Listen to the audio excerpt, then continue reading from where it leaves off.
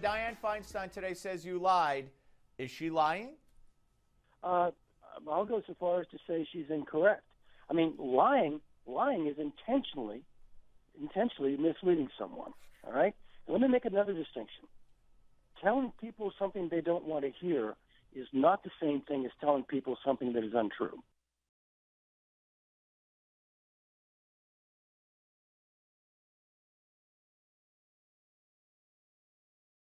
Hyaden, former head of the CIA, here on the Steve Malzberg Show. Noah Rothman, associate editor for HotAir.com, joins us. Noah, welcome.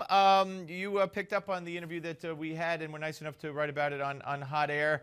How do you think that as we stand now 2 days later in the wake of the current CIA director, Brennan, making a defense of this whole program, do you think this is backfiring on the media and the Democrats? Not yet. But all the ingredients are there for that to be the case.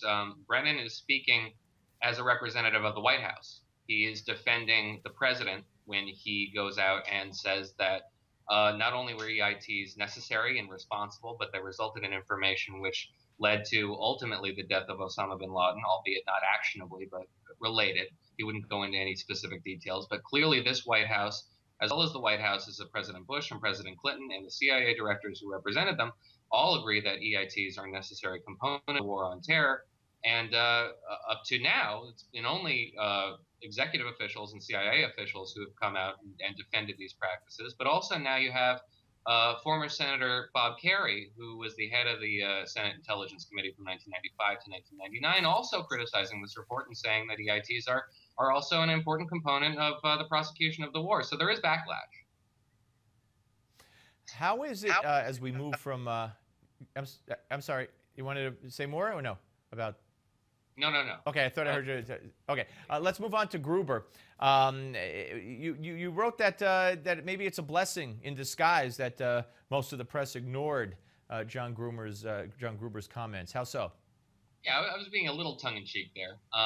There was a lot of theatrics when the press finally broke their silence on the Gruber story. To their credit, CBS News did a pretty good report on it. NBC News also reported on it for the first time in 32 days since the controversy broke. And it was very much a lot of pageantry and display. You had Kelly O'Donnell racing down the halls of Congress, microphone in John Gruber's face. They did a thorough and informative report, but it doesn't make up for the lack of reporting in the previous month. And in the print, it was just slightly worse. You had the most egregious example of this was a report in Politico, just about all the reports focused on Darrell Issa and the end of his tenure as the chairman of the Oversight Committee. But Politico described John Gruber as a celebrity and clearly framed him, quoting, as celebrity, and framed him as the protagonist in this whole affair because he had beaten back the nasty Republicans who were just dogging him with all these questions, deftly maneuvering in a fashion to not give them what they wanted. It was quite a display, and at least when conservative media was the only media reporting on this story, they got the details right. No, you're absolutely right about that. Something that I haven't seen anywhere except in your piece, and you wrote today about new Lois Lerner emails, which indicate that Obama's Department of Justice were involved in the IRS targeting scandal, which, of course, remember, Ann Compton said that she was among press members involved in a receiving end of a profanity-laced tirade from the president himself, saying don't call these things scandals. But I don't think you were there, so you could still call it a scandal. What have we learned about these connections to the Justice Department? Not a ton.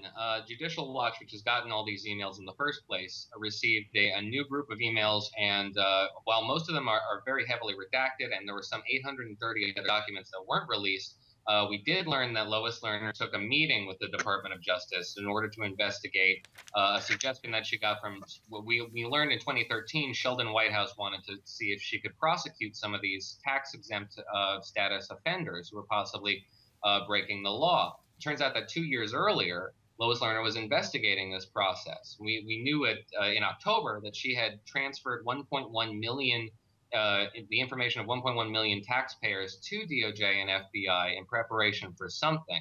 Now we know that she took a meeting, presumably with the department that is tasked with enforcing election law, And presumably the prosecution or investigating people who they were interested in prosecuting went beyond the planning stages to something that's a little bit more actionable. So we don't really know much beyond that, but it's an interesting development to see that they were actually sitting down and having meetings, presumably about that very topic. Yep, and very quickly, another piece on hotair.com is this Sony, these leaks from Sony, the hacking. We find out that Hollywood executives were caught making racial jokes about Barack Obama. What do you make of that?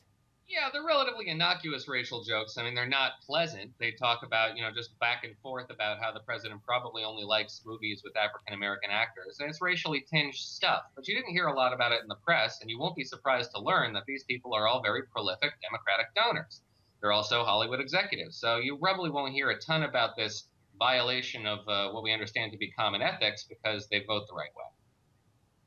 Yeah, and you point out in your piece today that when Carol Costello did cover this, she was more interested about what some of the executives had to say about Angelina Jolie than about what could be considered certainly racist remark about Barack Obama, which I think does speak volumes. Noah, always great to see you. Thank you very much. Thanks for having me.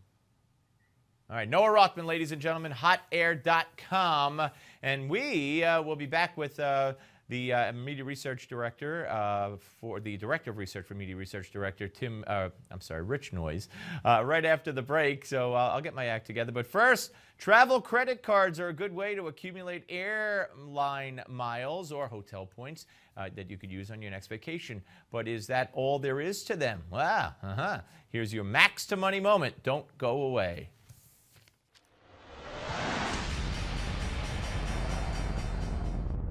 You see the commercials all the time. Sign up for the airline credit card and get a free round-trip fare, plus miles and more.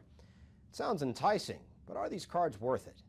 It all depends on how frequent of a flyer you are and whether you can concentrate all your flying on one airline. If you are a very frequent flyer, 2-3 times a month, and you fly one airline all the time, you can become what airlines call elite. They'll give you upgrades and they'll start giving you bonus miles, and then you get those miles even more quickly. But if you're somebody who doesn't fly all that frequently, then paying an extra $20, $30, $40 to try to fly a certain airline and get miles just to hope to get that $200 free ticket eventually, save the money and just pay for that ticket.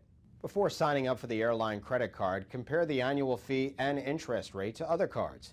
And if they're reasonable, make sure the airline offers easy travel options to the cities you like to visit.